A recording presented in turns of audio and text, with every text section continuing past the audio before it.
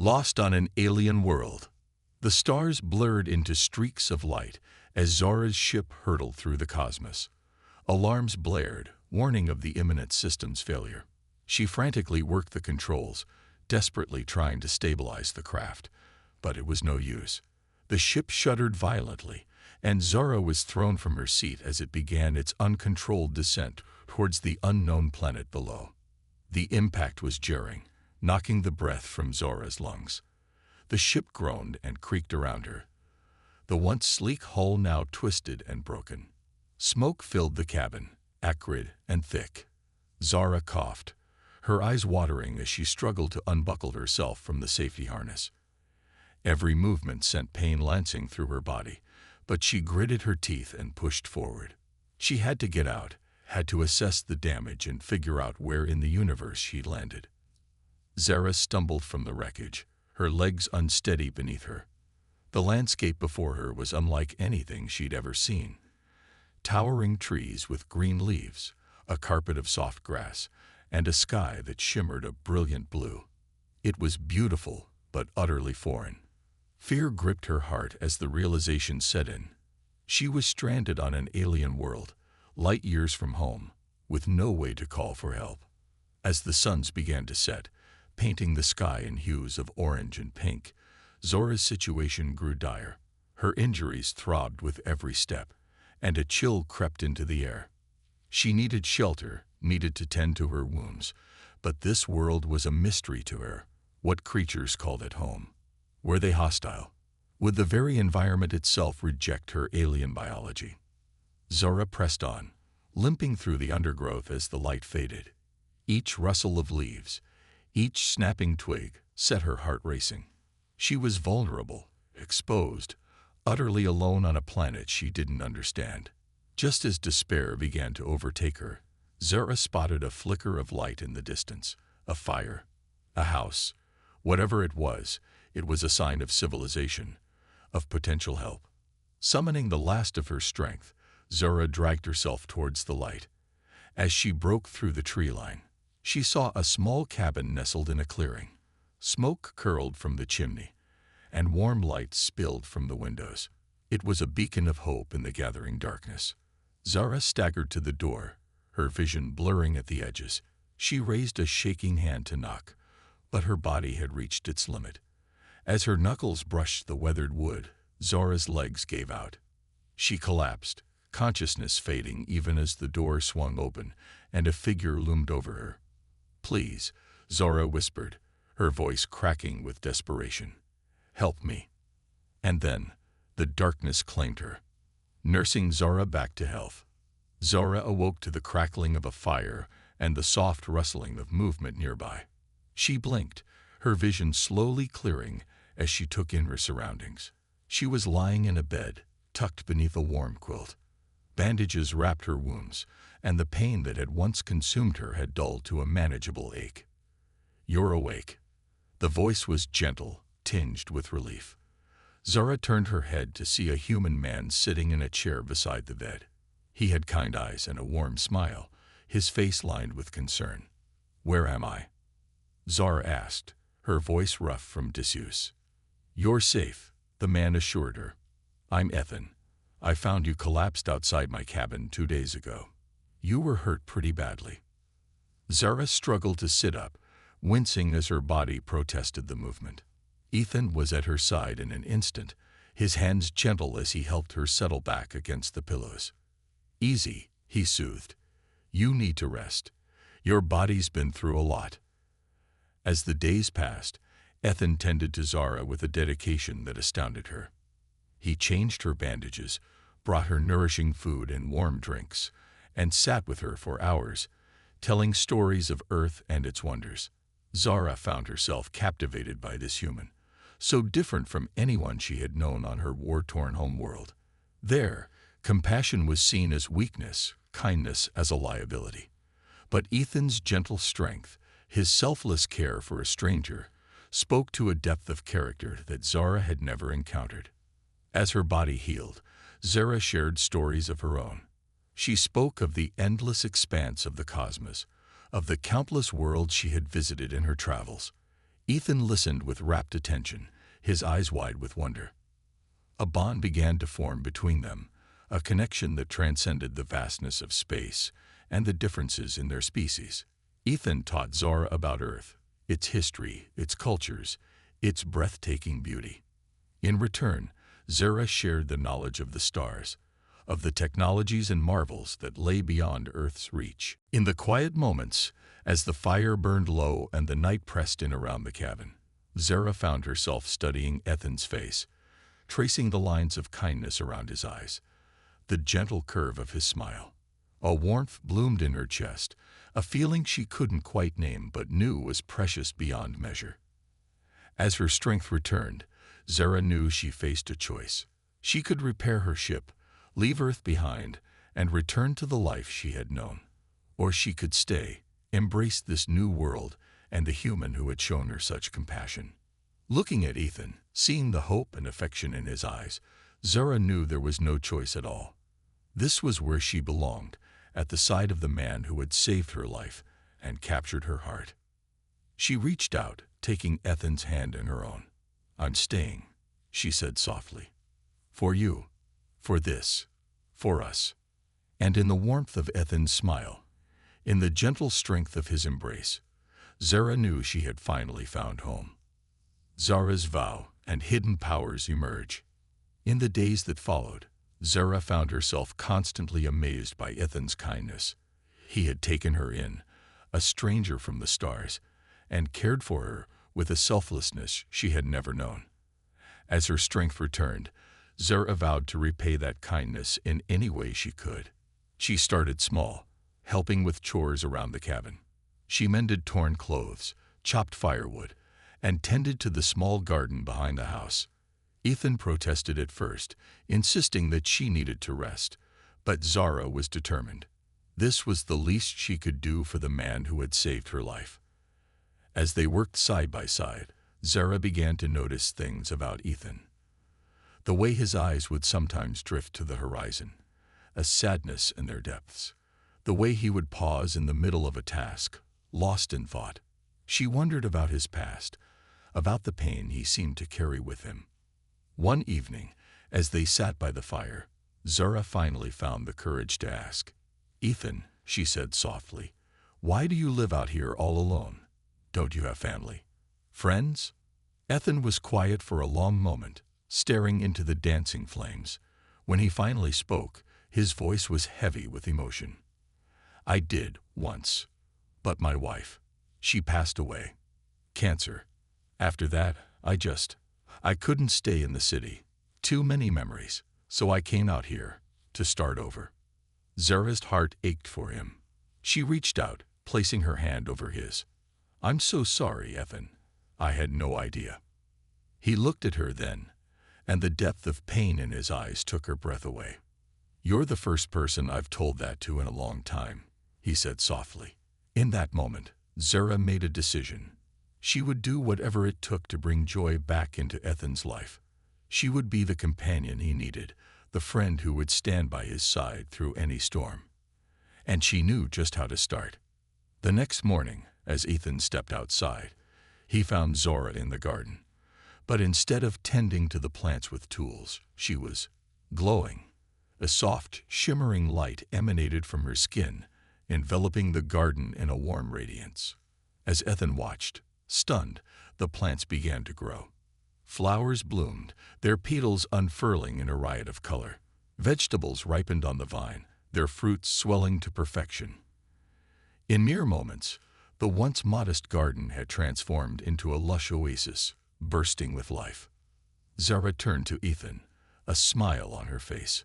"On my world," she explained, "we have abilities that allow us to connect with living things, to encourage growth and healing. I wanted to share that with you." Ethan was speechless. He stepped into the garden, marveling at the beauty around him. "Zara, this is incredible. I've never seen anything like it." She took his hand, her skin still glowing softly. "This is just the beginning," she promised. "I want to use my gifts to help you, to make your life here better in any way I can." And as Ethan looked at her, Seeing the love and determination in her eyes, he felt something stir in his heart, a warmth, a hope that he thought had been lost forever. In the alien girl who had fallen from the stars, Ethan had found not just a friend, but a second chance at happiness, and he knew, without a doubt, that he would cherish that gift for the rest of his days. Ethan's tragic past and Zara's promise. As the days turned into weeks, Zara and Ethan fell into a comfortable rhythm. They worked together, tending to the cabin and the land around it. Zara used her powers to help in subtle ways, encouraging plants to grow, easing the aches in Ethan's body after a long day's work, filling the air with a gentle, soothing energy. But even as their bond deepened, Zara could sense a sadness in Ethan, a weight he carried that never quite lifted. She longed to know more, to understand the pain that haunted him. One evening, as they sat together on the porch, watching the sun set over the hills, Ethan finally opened up. Her name was Lily, he said softly, his eyes distant. We met in college, fell in love fast and hard. We got married right after graduation, started planning our life together. Zara listened, her heart aching for him. We wanted kids, a big family. But then Lily got sick. Cancer. It happened so fast. One day she was fine, and the next. His voice broke, and Zara reached out, taking his hand in hers. I'm so sorry, Ethan, she whispered. He squeezed her hand, drawing strength from her touch. I couldn't save her, he said, his voice raw with pain. All our plans, all our dreams, they died with her. After the funeral, I couldn't stay in the city. Too many memories. So I came out here to try and start over. Zara felt tears welling in her eyes. She couldn't imagine the depth of Ethan's loss, the pain he had endured. In that moment, she made a promise to herself. She would do whatever it took to bring happiness back into his life. Ethan, she said softly, I know I can't replace what you've lost, but I'm here for you always. I'll be your friend, your family. I'll help you carry this weight. He looked at her then, his eyes glistening with unshed tears. Zara, I don't know what to say. Having you here, it's meant more than you could ever know. She smiled, squeezing his hand. You saved me, Ethan. You took me in, cared for me when I had nothing. Let me do the same for you. In that moment, under the fading light of the setting sun, something shifted between them. The bond that had been growing, the connection that had been sparking, solidified into something unbreakable. Zara knew, with a certainty that resonated in her very soul, that she would spend the rest of her life at Ethan's side. She would use her powers, her knowledge, her very being to bring joy and light back into his world. I promise you, Ethan, she said, her voice fierce with determination. I will always be here, through good times and bad, through laughter and tears. You'll never be alone again. And as Ethan pulled her into his arms, holding her close as the last rays of sunlight faded from the sky, Zara knew that she had finally found her true purpose. Not in the stars, not in the endless expanse of the cosmos, but here, in the heart of the man she loved. An idyllic life threatened. Life settled into a peaceful rhythm for Zara and Ethan. Their days were filled with simple joys, working side by side, sharing meals, taking long walks through the woods. In the evenings, they would sit together, Ethan teaching Zara about Earth's customs and traditions, Zara regaling him with tales of her adventures across the stars. Zara's powers brought a new vibrancy to their world. The cabin, once weathered and worn, now seemed to glow with an inner light. The garden flourished, producing bountiful harvests that they shared with neighbors in the nearby town. Even Ethan himself seemed transformed, the lines of grief on his face softening, replaced by a quiet contentment. But even as they basked in their newfound happiness, a threat was brewing on the horizon. In the nearby town, whispers began to circulate. Strangers had been seen in the woods, men with cold eyes and high-tech equipment. They asked questions, showed grainy photos of a crash site, demanded information about any unusual sightings. At first, Ethan and Zara paid little heed to the rumors. They were lost in their own world, too wrapped up in each other to notice the growing unease in the town. But then, one night, everything changed. Zara awoke to the sound of engines, the harsh glare of searchlights cutting through the darkness. She bolted upright, her heart pounding in her chest. "Ethan," she cried, shaking him awake. "Something's wrong." He was on his feet in an instant, peering out the window. What he saw made his blood run cold. Vehicles were approaching the cabin, black SUVs with tinted windows. Men poured out, armed with weapons Ethan had never seen before. They moved with military precision, surrounding the house. "Zara, stay back," Ethan warned, pushing her behind him. But Zara wasn't about to hide. She stepped forward, her eyes glowing with an otherworldly light. "Who are you?" she demanded, her voice ringing with authority. "What do you want?" One of the men stepped forward, a cruel smile on his face. "We're the Alien Containment Task Force," he said. "And you, little lady, are coming with us." Ethan's heart dropped. He knew, with sudden, terrifying clarity, that these men were here for Zara. They knew what she was, and they would stop at nothing to take her. He grabbed Zara's hand, pulling her close. "I won't let them take you," he whispered fiercely. "I swear it." But as he looked out at the assembled forces, at the weapons trained on the cabin, Ethan felt a sinking despair. How could he possibly protect Zara against this? The leader of the group stepped forward, his voice cold. "You have one chance," he said. "Hand over the alien, and no one gets hurt. Resist, and we'll take her by force." Ethan's grip on Zara's hand tightened. He looked down at her, saw the fear in her eyes, the determination. In that moment, he knew he would fight to his last breath to keep her safe. "You'll have to go through me," Ethan said, his voice steady despite the terror coursing through him. And as the men advanced on the cabin, weapons at the ready, Ethan and Zara stood side by side, ready to face whatever came next. Zara's sacrifice and Ethan's stand. The Alien Containment Task Force closed in, their weapons trained on the cabin. Ethan and Zara stood firm, hand in hand, determined to face this threat together. "Zara, you have to run," Ethan urged, his voice low and desperate. "I'll hold them off, give you a chance to escape." But Zara shook her head, her eyes glowing with resolve. "No, Ethan, I'm not leaving you. We face this together." She stepped forward, her body beginning to emit a soft, pulsing light. The task force agents faltered, unnerved by the display of power. "Leave us alone," Zara commanded, her voice resonating with an otherworldly authority. "We want no trouble." The leader of the group sneered, unimpressed. "You have no idea what you're dealing with, girl. We've been hunting your kind for years. You're coming with us, whether you like it or not." He raised his weapon, aiming it squarely at Zara's chest.